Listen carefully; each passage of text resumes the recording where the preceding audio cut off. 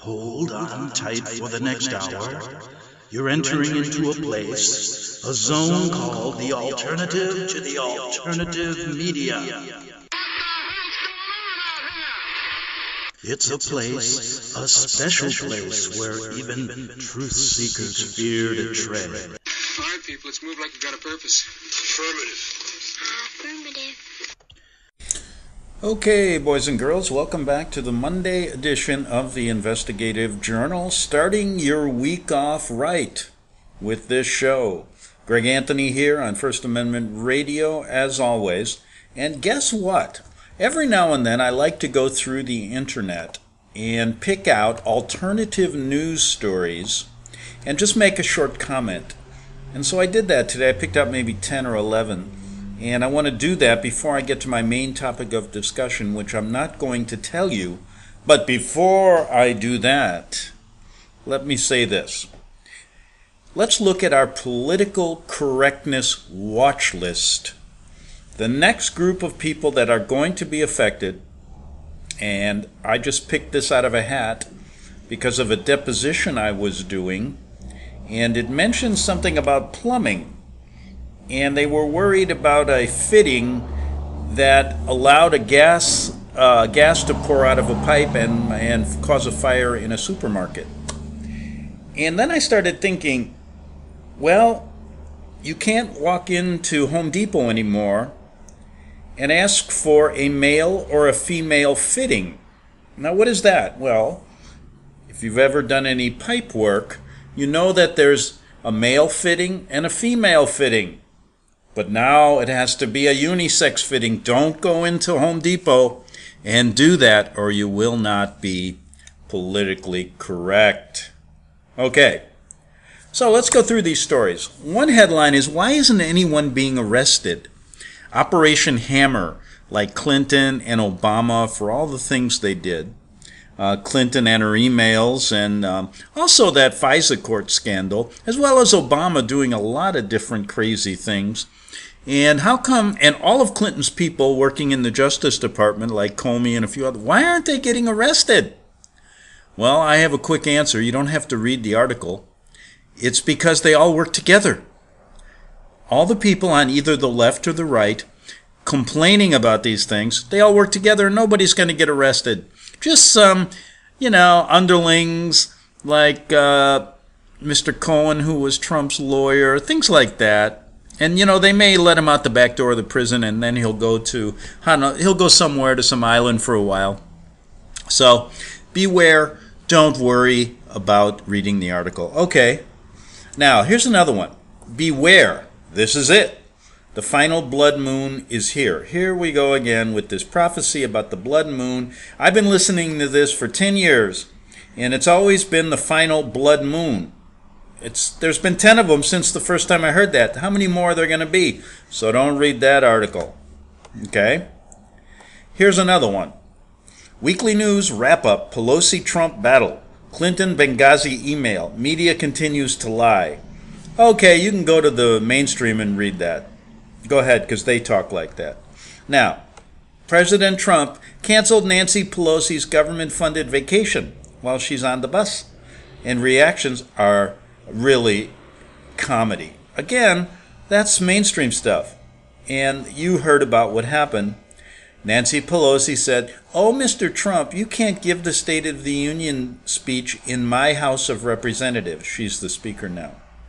And then he immediately, 1/2 hour before, she and a number of the Democrats were taking off on an excursion to Afghanistan and several places in Europe, supposedly to visit the troops for 7 days. About 30 minutes before they were to leave, he sent her a note saying, "You can't use our planes," because they fly on military planes for security. "You can't fly on planes until this government shutdown is over." So tit for tat. You can get that on mainstream. How about this one? The New World Order Machine Exposed, 2019. There's a full documentary on that one. That I found quite interesting, so I'm going to go to that for the remainder of the show, but I have a few more stories here, just to go over. One here is the biggest lies of history, and it says histories are set upon lies. And you know what? I've done that in the past, going back to a lot of these things. And I also received something quite interesting. It is the forgeries of the Vatican, of the Roman Catholic Church, going way back, way back. I think to the, 7th or 8th century, or even before that, written by a former nun. I'm going to get to that tomorrow, so come back to my show on Tuesday. Now they're also talking on these are the alternative stories I see, that are not as crazy as, the ones you read about aliens coming. And I've got one coming out of the mainstream that'll really knock your socks off. But let me finish these two. Ready for the hyperinflationary Great Depression. Well, you know what? Let me see. It wouldn't matter to me, or if you're poor, we're already in a depression. I guess that affects the rich and what's ever left of the middle class.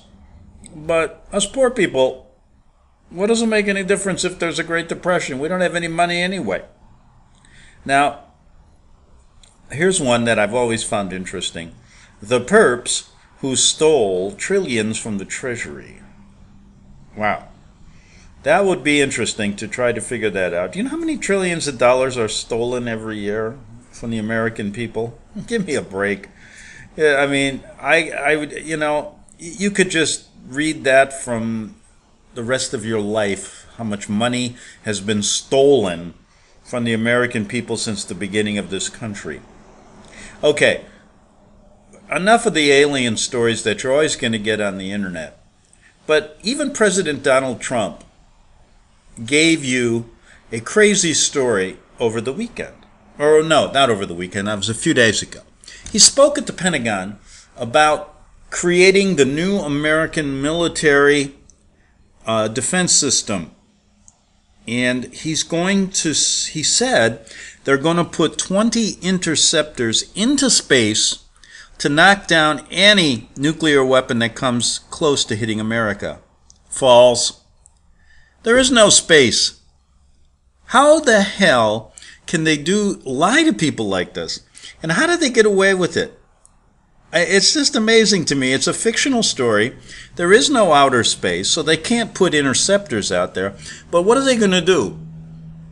What are they going to do? They say, and they show you, they're going to put these interceptors, kind of like satellites going around.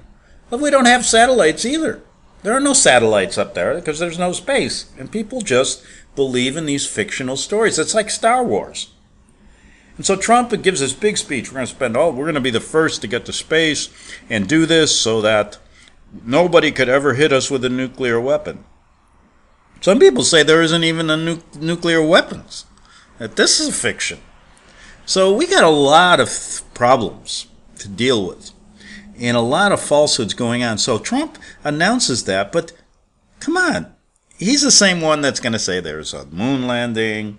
He's going to say that there's a space station, that they're going to go to Mars. I mean, this is crap. Elon Musk wants to go to Mars. This guy has gotten rich from the government. You know how many government contracts he has for things that are false? It's just incredible to me. But they give away this money, and there is no space. So how can you have 20 interceptors in outer space to knock down any nuclear weapons when there is no space? That always intrigued me. So we got that kind of story coming out of Washington. And most people will say, oh, Greg, you're crazy. I'm not crazy. You don't believe a word that comes out of these people. And if you believe anything that comes out of NASA's mouth, then I've got a bridge to sell you. Or how about some waterfront property in Phoenix, Arizona? I'm talking about oceanfront property. You'll buy that as well. Okay, what's this story here about, oh my goodness, New World Order war machine exposed 2019? How long have we been talking about this new Third World War? My dogs are trying to figure that out as well.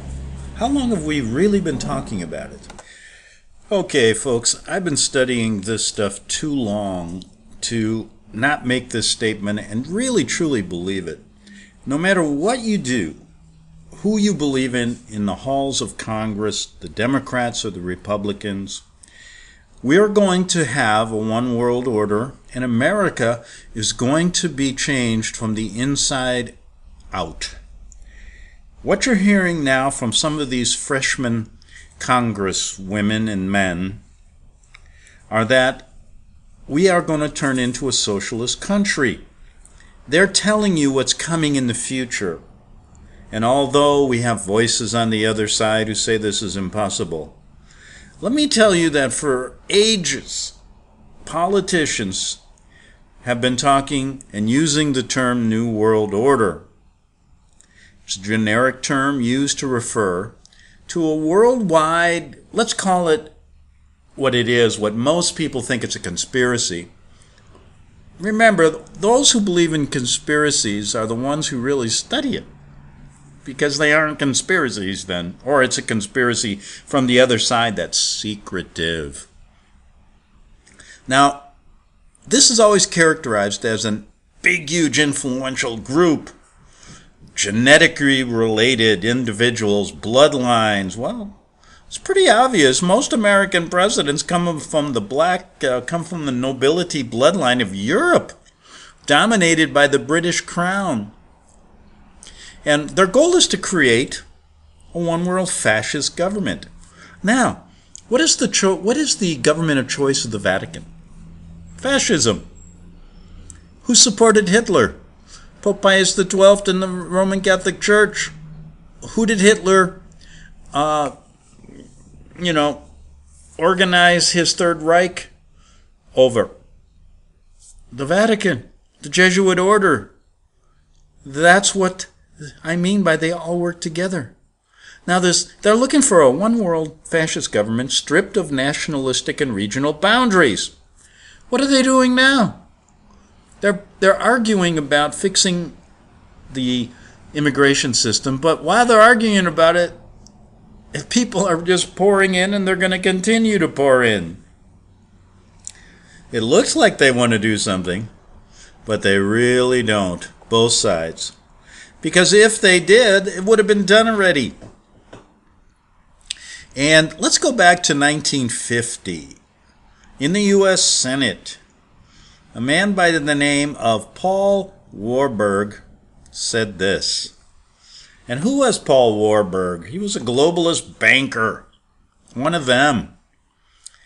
And he said, we will, quote, we will have a world government, whether you like it or not. The only question is whether that government will be achieved by conquest or consent. February 17th, 1950, as he testified before the U.S. Senate. So this is nothing new. And this has been going on for a long, long, long time. And we're at a situation now where it's just getting worse. I don't know when they're going to deplete the population by 2/3 like they say. I don't know when America's 50 states are going to collapse and become one, or become regional governments. I don't know when they're going to change the money system. I don't know when Mexico, Canada, and America will become one. But it will happen. And the only point is trying to figure out who, what, when, where, and why. That's what we always try to do. And there's so much misinformation out there that we never really seem to get to the point. But one thing you can be sure of, and there's no doubt in my mind from my personal experience of working in Rome and my research work over the years, that the Vatican-led New World Order and the Jesuits play a huge part at the top levels of making sure this comes about. Because they have the experience, know-how, money to do it. And that's why politicians rush to them. That's why they go to Rome and kiss their feet. That's why they're allowed in America. That's why Jesuits are all over the place at Nassau. That's why they're all over the place in every aspect of the world. and we don't even know it. Okay, what's their real intention? Some people say it's to control every living being on the planet. Well, they're not going to control me. And they always use the word planet. There is no planet. Let's get that straight. They want to reduce they say in documents, they want to reduce the population by 2/3. You think about it, with artificial intelligence and robots coming, what are they going to need you for? Because they've always used us as slaves, unless you're part of them. We got a lot of rich guys going. What really disgusts me, I meet a lot of these rich lawyers, and I work with some of them, and they just really disgust me because they really have no idea of the subject. And if I were told about, I don't know how, I work for some of them and they don't know who I am. I mean, I don't tell them about this because you don't have freedom of speech in America, and I probably wouldn't get any contract work if I said, hey, go listen to the investigative journal. Oh no, you can't rock the boat. I know what they'd say. And a lot of these guys know a lot about one little area, but man, they're so ignorant. Or they're going to play right into it for money. Most lawyers, all they're into it is for money. Don't give me, there's a few out there who want to, do humanitarian things. I met a couple. But most of them are money hungry. And they'll do anything for money. And they make a lot of it because they're in that little bar association. Crazy that you even have to join something like that to try to get to the truth behind the justice system.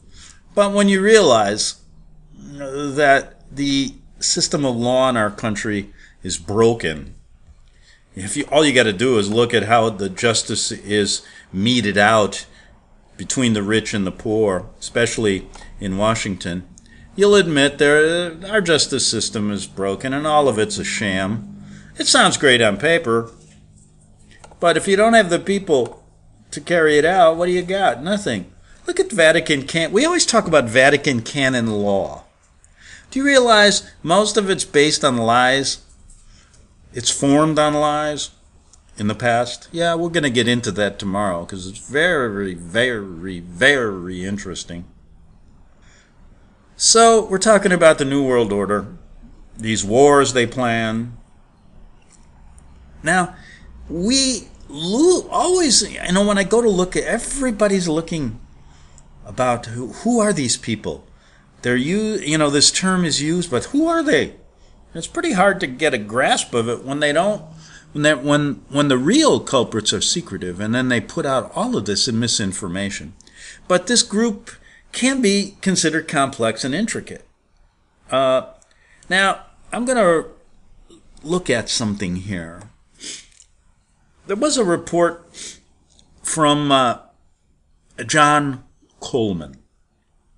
He called it The Conspirators' Hierarchy, the story of the Committee of 300. Scholarships and meticulous research. Coleman identifies the players and carefully details the New World Order agenda. There's very little word about, what we talk about, is there? Let me just take a little passage from his research work. Page 161. And this was from a report, or an article written by a place it's kind of a weird website, but a lot of information, educate.com or something. The guy's name is Ken, A-D-A-C-H-I. I've had some run-ins with him. I don't know who he is. But a one-world government and one-world unit monetary system, says Mr. Coleman, under permanent, non-elected hereditary oligarchs who self-select from among their numbers in the form of a feudal system as it was in the Middle Ages. In this one-world entity, population will be limited by restrictions of the number of children per family, diseases, wars, famines, until 1 billion people who are useful to the ruling class in areas which will be strictly and clearly identified remain as the world population. There will be no middle class, only rulers and servants. All laws will be uniform under a legal system of world courts, practicing the same unified code of laws backed up by the one world government, police force, and the one world unified military to enforce laws in all form or countries where no national boundaries shall exist. Sounds like we're moving in that direction. The system will be on the basis of a welfare state. Sounds just like what some of these freshman congressmen are talking about. Had just got into the House, things you wouldn't hear of 30 years ago.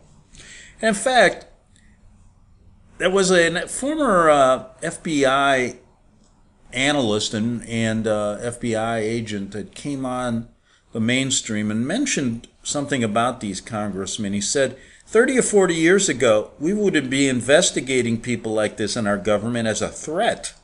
Now they're welcomed with open arms. No national boundaries shall exist, and one world government will be rewarded with the means to live. Those who are rebellious will simply be starved to death and declared outlaws, thus a target for anyone who wishes to kill them. Privately owned firearms or weapons of any kind will be prohibited. So there you go. There's a quick outline of their intentions. Some people will say, oh, that's impossibile. Impossibile, senor. But is it? Well, I don't think so. It's just a question of who they are. We know what the plans are. Most people won't believe them. Where they're going to do it, yes. They tell you on a planet, but it's really not. It's a plane. And they've been lying about this forever. That's why they created NASA, to take all these billions of dollars from you every year and play with computers, computer science. But why? Simple. They want it all and they don't want you to have anything. And how? Well, how's the big question? They're doing it right now.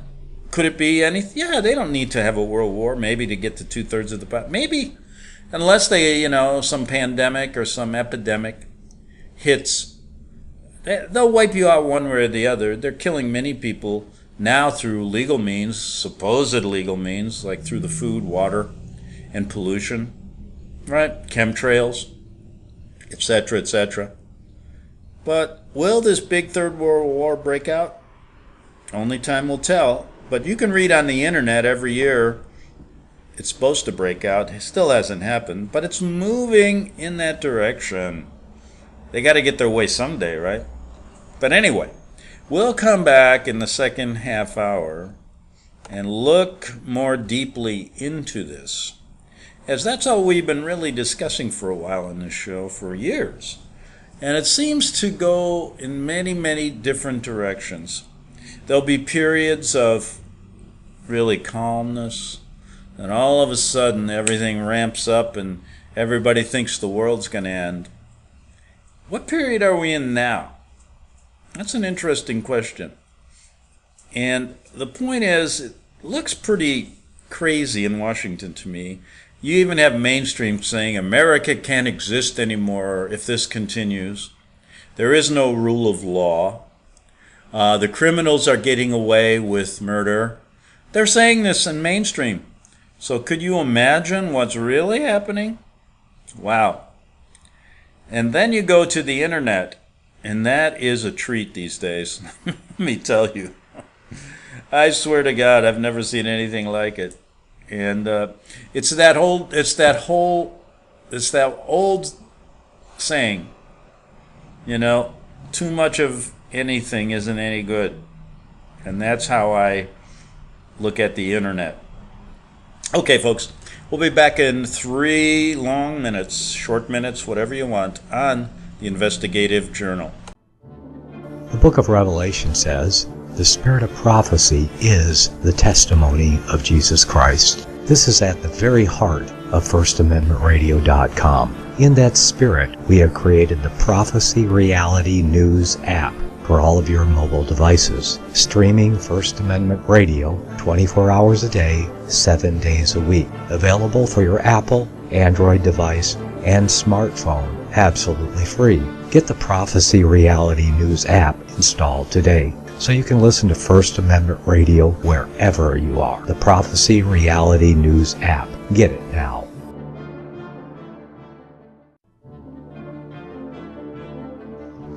Visit crosstheborder.org, crosstheborder.org, to get your print, EPUB, or PDF version of Nicholas Arthur's new book titled When the Third Temple is Built. That's crosstheborder.org. When it comes to prophecy today, much of the evangelical Christian world has their eyes on Israel, waiting and watching to see when the third temple will begin to be built. The plans are drawn, the Jewish people are eager. Most evangelical Christians today believe that the rapture will happen before the third temple is built. Hi, I'm Michael Eugene. I was taught that Daniel's 70th week was in the future. Is that really what the Bible teaches? Have we searched the scriptures and found this to be true? Why is it so important for a re-established Israel to build a third temple in Jerusalem? Is it necessary to build a temple on the same location already occupied by the Dome of the Rock? Is it necessary for sacrifices to take place in the temple on Temple Mount? Is there really a rapture followed by 7 years of tribulation? What is the New Testament temple? Can we identify history and prophecy? Who is the first beast in Revelation chapter 13? Who are the 7 kings in Revelation 17? I have asked all these questions, and I have found Nicholas Arthur's new book, When the Third Temple is Built, answers all these questions and more using Scripture to interpret Scripture. The Bible says that no prophecy of Scripture is of any private interpretation. Nicholas shows us in his new book, When the Third Temple is Built, how the Bible interprets prophecy and not man's private interpretation. Visit crosstheborder.org, crosstheborder.org, to get your print, EPUB, or PDF version of Nicholas Arthur's new book titled When the Third Temple is Built. That's crosstheborder.org. The following program is labeled dangerous and off limits by the supreme Jesuit command. But stand tall, people. Listen up, and you may just learn something. Oh, dear Lord Jesus, this ain't happening, man. This can't be happening, man. This isn't happening. Okay, boys and girls, back for the second half hour, the Investigative Journal, and we will get back to the New World Order agenda, all the generalities, all the things you ever needed to know about how your world is going to turn into just one big pot of gold for the elite. Well, anyway, you know something? I was listening to a little statement just made, 5 seconds ago when I was listening. I listened to the radio at my break, and the Army is having trouble getting recruits. And I said this, if you go back to my shows, okay, we're going to have a World War III, and there's certain things worth fighting for, right? Do you believe America's worth fighting for? I sure do. I mean that. Even though I've criticized it, I've talked so much, but not criticizing the formula for America and what this country really is all about. But these stupid elites that run it is what I talk about. So I said a long time ago, if you go back to my shows, we need to have a senior citizen army. And if World War III is coming, I am going to start a program for everybody 60 and over who wants to join my senior citizen army to fight World War III. And the reason I'm doing that is because, are you going to put it in the hands of these millennials? These young kids growing up that think, they're cheap. I'm telling you, they're tightwads. And anything that's not free is too expensive. Now, you want to put World War III in the hands of these people? Come on. They're the ones that like this new Gillette commercial out there that tells you to be a man, you got to get rid of toxicity. Don't be a toxic male. And they show pictures of a man barbecuing, a man harassing women, all this kind of stuff. And what they want to do is change masculinity. Men are not like, they're generalizing, and everyone is like that, right? So what they want to do is say to a man, you're not a man. So you want to put World War III in the hands of these young kids? Hell no. They'll run for the hills. I don't want to be in a foxhole with the millennium. Give me a Vietnam soldier every day. Somebody that is over 60 now, I'd rather be in the foxhole with him than these millennials who, if you look at that Gillette commercial, and I'm thinking, the millennials don't even shave. They're too cheap. You ever see they all wear beards now because they don't want to spend $1 on a razor?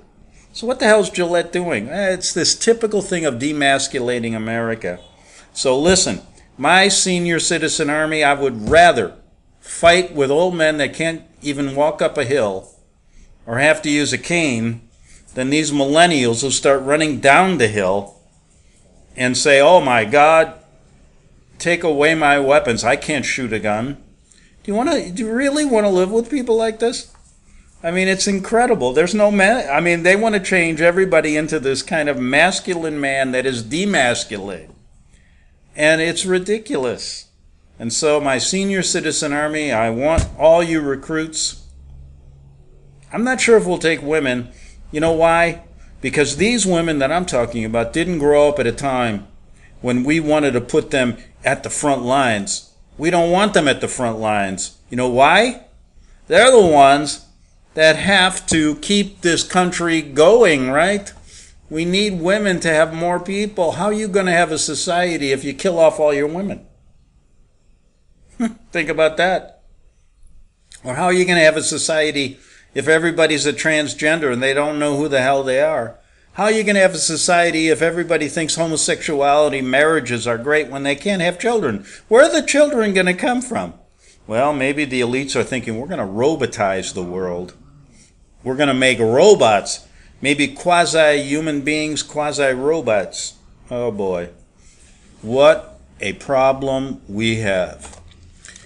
Okay, since I insulted the millennials, imagine what the next generation after them are going to be like. I gotta, what's that generation called?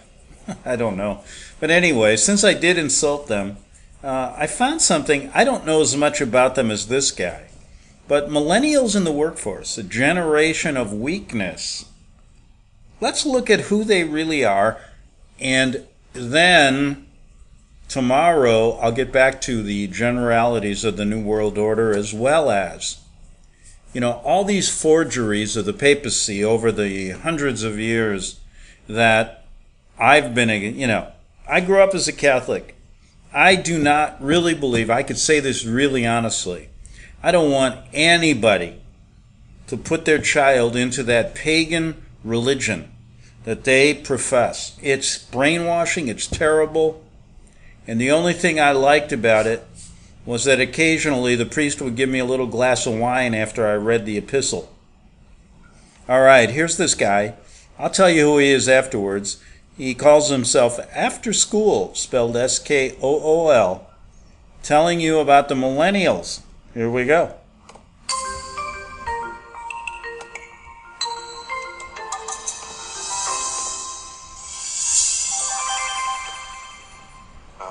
What's the millennial question? Apparently, millennials, as a generation, which is a group of people who were born approximately 1984 and after,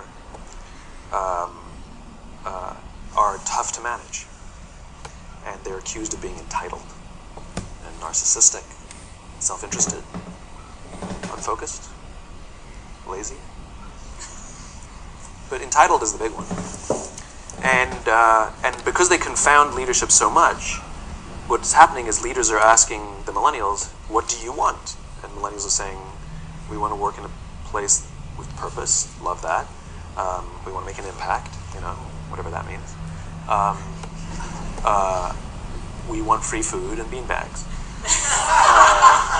And so somebody articulates some sort of purpose, there's lots of free food and there's beanbags, and yet for some reason they're still not happy. And that's because they're missing. There's a missing piece. What I've learned is that I can break it down into 4 pieces. Right? There are four things, 4 characteristics. One is parenting. The other one is technology. The third is impatience, and the fourth is environment. The generation that we call the millennials, too many of them grew up subject to, not my words, failed parenting strategies, you know, where, for example, they were told that they were special all the time. They were told that they could have anything they want in life, just because they want it, right? They were told, some of them got into honors classes not because they deserved it, but because their parents complained. And some of them got A's not because they earned them, but because the teachers didn't want to deal with the parents. Some kids got participation medals. You got a medal for coming in last, right? Which the science we know is pretty clear, which is it devalues the medal and the reward for those who actually work hard, and that actually makes the person who comes in last feel embarrassed because they know they didn't deserve it, so it actually makes them feel worse, right?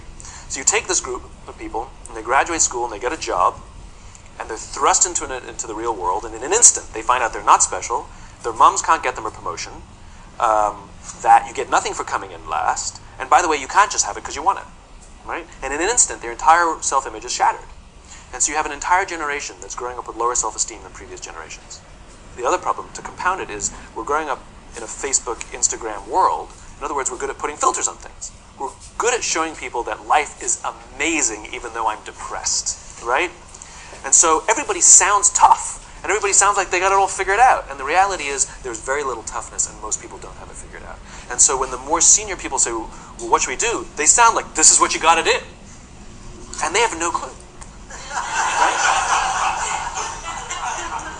So you have an entire generation growing up with lower self-esteem than previous generations, right? Through no fault of their own. Through no fault of their own, right? They were dealt a bad hand, right? Now let's add in technology. We know that engagement with social media and our cell phones releases a chemical called dopamine. That's why when you get a text, it feels good. Right? So, you know, we've all had it where you're feeling a little bit down or feeling a bit lonely, and so you send out 10 texts to 10 friends, you know, hi, hi, hi, hi, hi, because it feels good when you get a response, right? Right? It's why we count the likes, it's why we go back 10 times to see if my Instagram is growing slower, did I do something wrong, do they not like me anymore, right? The trauma for young kids to be unfriended, right? Because we know when you get a hit of dopamine, which feels good. It's why we like it. It's why we keep going back to it. Dopamine is the exact same chemical that makes us feel good when we smoke, when we drink, and when we gamble. In other words, it's highly, highly addictive, right? We have age restrictions on smoking, gambling, and alcohol, and we have no age restrictions on social media and cell phones, which is the equivalent of opening up the liquor cabinet and saying to our teenagers, hey, by the way, this adolescence thing, if it gets you down... But that's basically what's happening. That's basically what's happening, right? That's basically what happened. You have an entire generation that has access to an addictive, numbing chemical called dopamine through social media and cell phones as they're going through the high stress of adolescence. Why is this important? Almost every alcoholic discovered alcohol when they were teenagers. When we're very, very young, the only approval we need is the approval... Okay, I'm going to agree with him, on that statement, that kids always find alcohol when they're teenagers. I did. I grew up in Chicago. I could tell you the whole story. You'd love it. But anyway, I want to get back. Do you like this? I think this guy's kind of good. But anyway, what I wanted to mention was there was a statement made that he's thinking about parenting. Did parenting cause this millennial generation to be the way they are? I say categorically, most times no. And I'm going to tell you why. Because, one, a kid is going to grow up no matter how he's going to grow up, no matter what parents he's going to grow up with. I grew up without one parent. You're going to grow up the way you want to grow up. And kids, I'm telling you, are resilient. So I'm not going to give parents the whole blame here, because if they're too strict, the kids hate it. If they're too lenient, that's why there's a problem. Listen, kids get more influence from society than they do from their parents. At least that's the way it was with me after I was about 10 years old. And you know something? Let's move on. Okay, here we go. I'll get back to this guy in the Millennials in the workforce, a generation of weakness. Of our parents. And as we go through adolescence, we make this transition where we now need the approval of our peers. Very frustrating for our parents, very important for us. It allows us to acculturate outside of our immediate families into the broader tribe, right? It's a highly, highly stressful and anxious period of our lives, and we're supposed to learn to rely on our friends. Some people, quite by accident, discover alcohol and numbing effects of dopamine to help them cope with the stresses and anxieties of adolescence. Unfortunately, that becomes hardwired in their brains, and for the rest of their lives, when they suffer significant stress, they will not turn to a person, they will turn to the bottle. Social stress, financial stress, career stress, that's pretty much the primary reasons why an alcoholic drinks, right? What's happening is because we're allowing unfettered access to these dopamine-producing devices and media, basically it's becoming hardwired, and what we're seeing is as they grow older, too many kids don't know how to form deep, meaningful relationships. Their words, not mine. They will admit that many of their friendships are superficial. They will admit that their friends, that they don't count on their friends, they don't rely on their friends, they have fun with their friends. But they also know that their friends will cancel on them if something better comes along. Deep, meaningful relationships are not there because they've never practiced the skill set, and worse, they don't have the coping mechanisms to deal with stress. So when significant stress starts to show up in their lives, they're not turning to a person, they're turning to a device, they're turning to social media, they're turning to these things which offer temporary relief. We know, the science is clear, we know that people who spend more time on Facebook suffer higher rates of depression than people who spend less time on Facebook, right? These things balanced. Alcohol is not bad, too much alcohol is bad. Gambling is fun, too much gambling is dangerous, right? There's nothing wrong with social media and cell phones. It's the imbalance, right? If you're sitting at dinner with your friends and you're texting somebody who's not there, that's a problem. That's an addiction. If you're sitting in a meeting with people you're supposed to be listening to and speaking, and you put your phone on the table, face up or face down, I don't care, that sends a subconscious message to the room that you're just not that important to me right now, right? That's what happens. And the fact that you cannot put it away is because you are addicted, right? If you wake up and you check your phone before you say good morning to your girlfriend, boyfriend, or spouse, you have an addiction. And like all addiction, in time, it'll destroy relationships, it'll cost time, and it'll cost money, and it'll make your life worse, right? So you have a generation growing up with lower self-esteem that doesn't have the coping mechanisms to deal with stress, right? Now you add in the sense of impatience, right? They've grown up in a world of instant gratification. You want to buy something, you go on Amazon, it arrives the next day. You want to watch a movie? Log on and watch a movie. You don't check movie times. You want to watch a TV show? Binge. You don't even have to wait week to week to week, right? I know people who skip seasons just so they can binge at the end of the season, right? Instant gratification. You want to go on a date? You don't even have to learn how to be like, hey. You don't even have to learn and practice that skill. You don't have to be the uncomfortable one who says yes when you mean no and says no when you mean no, but yes when you... You don't have to swipe right. Bang, I'm a stud. Right? You don't have to learn the social coping mechanisms, right? Everything you want, you can have instantaneously. Everything you want, instant gratification. Except job satisfaction and strength of relationships, there ain't no app for that. They are slow, meandering, uncomfortable, messy processes. And so I keep meeting these wonderful, fantastic, idealistic, hardworking, smart kids. They've just graduated school. They're in their entry-level job. And I sit down with them and I go, how's it going? They go, I think I'm going to quit. I'm like, why? They're like, I'm not making an impact. I'm like, you've been here 8 months. You know? It's as if they're standing at the foot of a mountain and they have this abstract concept called impact that they want to have in the world, which is the summit. What they don't see is the mountain. I don't care if you go up the mountain quickly or slowly, but there's still a mountain. And so what this young generation needs to learn is patience. That some things that really, really matter, like love, or job fulfillment, joy, love of life, self-confidence, a skill set, any of these things, all of these things take time. Sometimes you can expedite pieces of it, but the overall journey is arduous and long and difficult.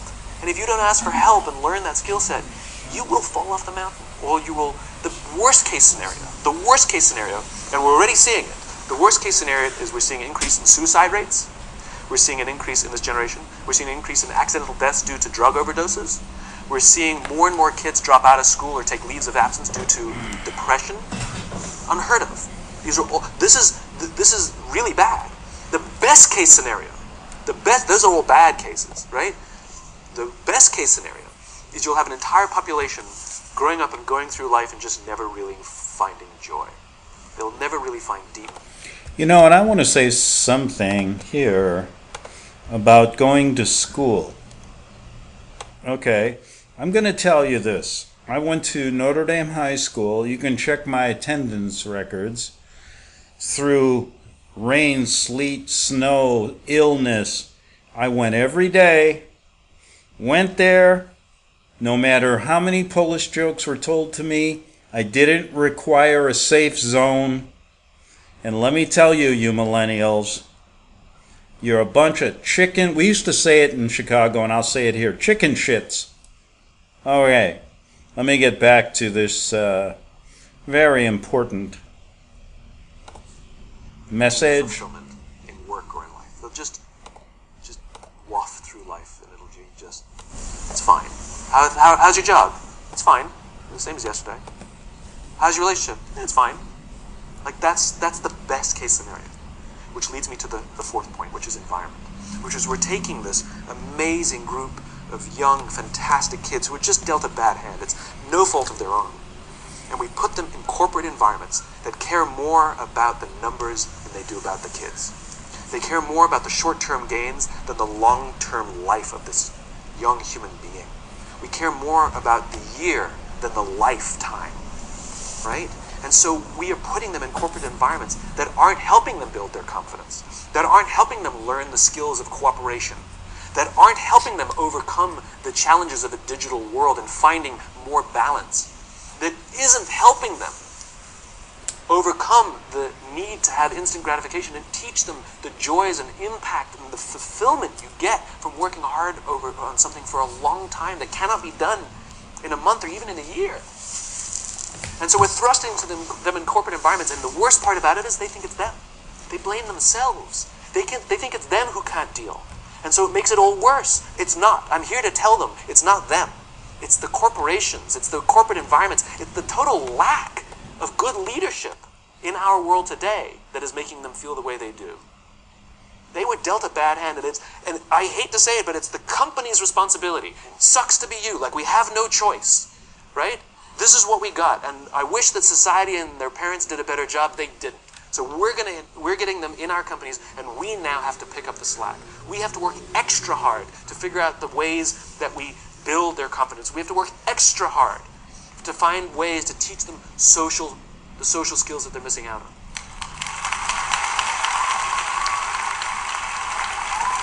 Okay, so let me make a comment, and the reason I played this, and you're going to see very quickly what's happening. That, most of it, there's some good things in there, but some of these statements like, all right, it's our fault, the generation before, it's the corporation's fault. Well, put it this way. It's nobody's fault, but each millennial. They have the world at their feet sitting on a rainbow. Just don't think it's somebody else's fault. That's the key to a problem that never gets solved.